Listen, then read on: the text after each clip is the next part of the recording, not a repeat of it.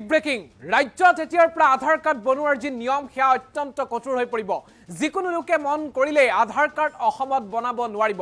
NRC যিসকল লোকে আবেদন কৰা নাছিল সেই সকল লোকে কোনো কাৰণতে ৰাজ্য চৰকাৰৰ তৰফৰ পৰা আধাৰ কাৰ্ড লাভ কৰিবৰ বাবে অনুমোদন লাভ নকৰিব ৰাজ্যৰ মুখ্যমন্ত্ৰী আধাৰ কাৰ্ডক লৈ কেতবোৰ বিস্ফোৰক মন্তব্য আগবঢ়াইছে আৰু আধাৰ কাৰ্ডৰ বনোৱাক লৈ কি নতুন নিয়ম হ'ব ৰাজ্যৰ মুখ্যমন্ত্ৰী আগবঢ়াইছে আধাৰ কাৰ্ডক লৈ ৰাজ্যত আহি গৈছে নতুন নিয়ম ৰাজ্যৰ মুখ্যমন্ত্ৰী আগবঢ়াইছে কেইবাটাও নতুন নিয়ম এতিয়াৰ পৰা যিকোনো লোকে আধাৰ কাৰ্ডৰ বাবে আবেদন কৰিব নোৱাৰিব এনআৰসি অৰ্থাৎ নেশ্যনেল ৰেজিষ্টাৰ অফ চিটিজেনছক যিসকলে আবেদন কৰা নাছিল সেই সকল লোকে কোনো কাৰণতে আধাৰ কাৰ্ড নাপাব আধাৰ কাৰ্ডক লৈ অধিক কঠোৰ হৈ পৰিছে ৰাজ্য চৰকাৰ যাতে কোনো সন্দেহযুক্ত লোকে আধাৰ কাৰ্ড নাপায় সেই ব্যৱস্থা কৰিব ৰাজ্য চৰকাৰে এতিয়াৰ পৰা সকলো লোকে কৰিব নোৱাৰিব আধাৰ বাবে আবেদন প্ৰাপ্তবয়স্ক লোকৰ অৰ্থাৎ 18 বছৰ ওপৰ যিসকল আধাৰ কাৰ্ডৰ বাবে আবেদন কৰিব সেই সকলৰ বাবে জটিল হৈ পৰিব প্ৰক্ৰিয়া ধুবুৰী বৰপেটা নগাঁও মৰিগাঁৱত জনসংখ্যাতকৈ আধাৰ কাৰ্ডৰ সংখ্যা বেছি বিস্ফোৰক মন্তব্য ৰাজ্যৰ মুখ্যমন্ত্ৰীৰ তথ্য সহকাৰে আগবঢ়াইছে সন্দেহযুক্ত লোকেও আধাৰ কাৰ্ডৰ জৰিয়তে এই সমূহ জিলাত ইতিমধ্যে থিতাপি লৈছে সন্দেহযুক্ত লোকেও আধাৰ কাৰ্ড বনাইছে আধাৰ কাৰ্ডক লৈ মুখ্যমন্ত্ৰীয়ে বিস্ফোৰণ আগবঢ়াইছে ধুবুৰী বৰপেটা নগাঁও মৰিগাঁৱত জনসংখ্যাতকৈ আধাৰ কাৰ্ডৰ আবেদনকাৰী বা আধাৰ কাৰ্ডৰ সংখ্যা বেছি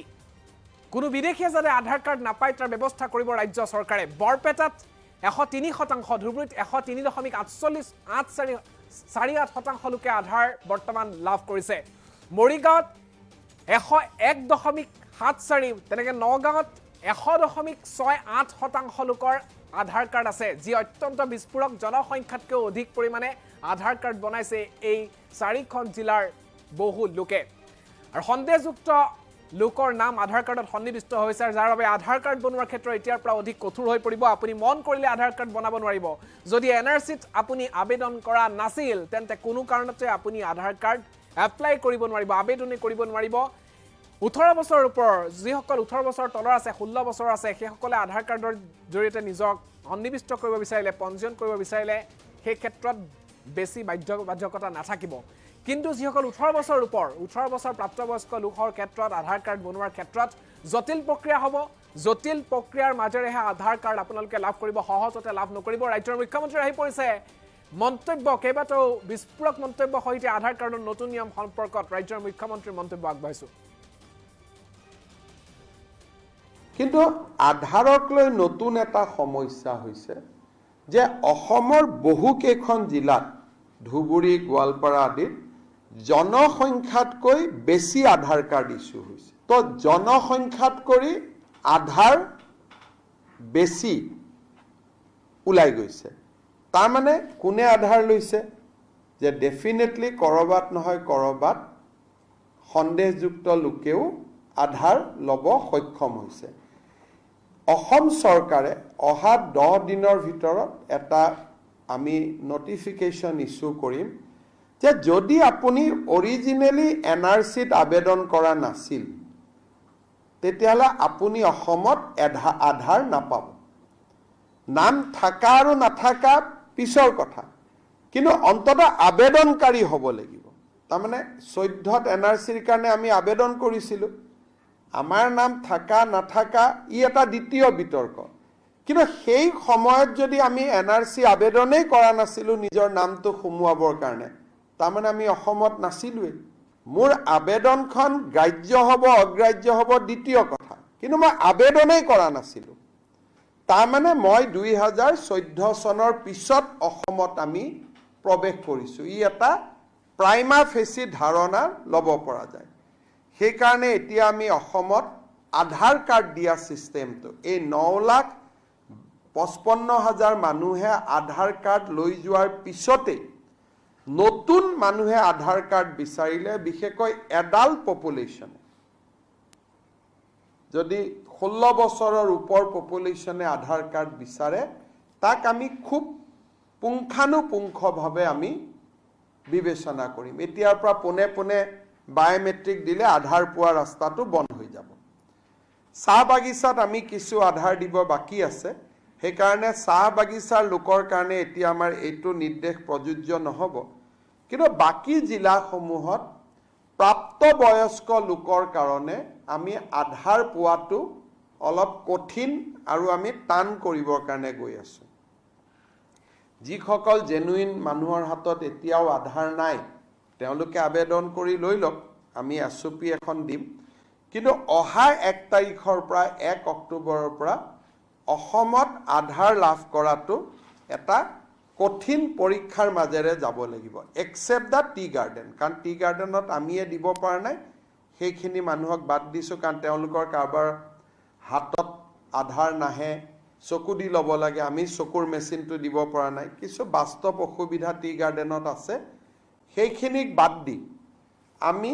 প্ৰাপ্তবয়স্ক লোকে এতিয়াৰ পৰা আধাৰ বিচাৰিলে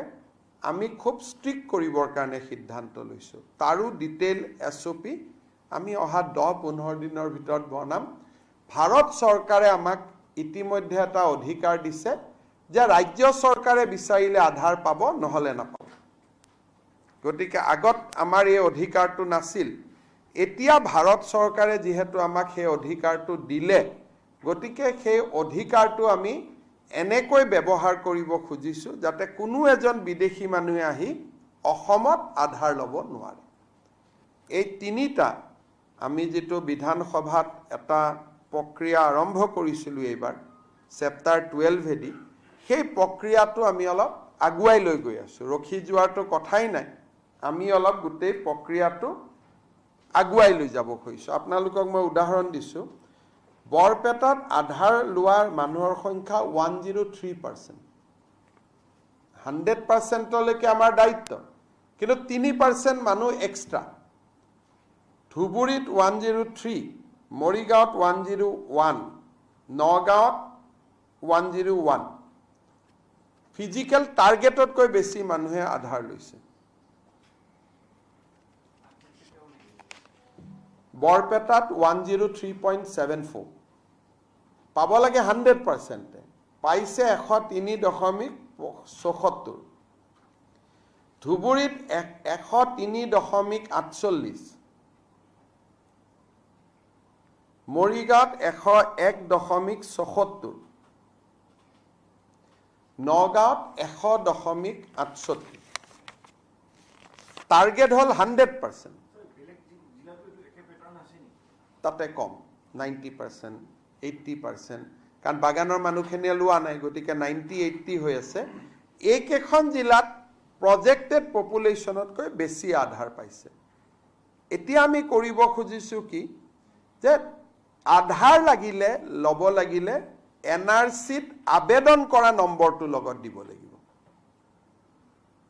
পোৱা নোপোৱাটো কোনেও নাজানে, আমি সেইটোলৈকে যাব খোজা নাই, যিহেতু কোৰ্টত বিচাৰাধীন হৈ আছে।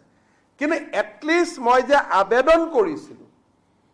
সেই প্ৰমাণটো দিব লাগিব। আৰু সৰু ল'ৰা হ'লে, যদি তেওঁলোকৰ ল'ৰা ছোৱালী হয়, সেইটো আৰু আমি ইনচিষ্ট নকৰোঁ। ই অন্ততঃ নতুনকৈ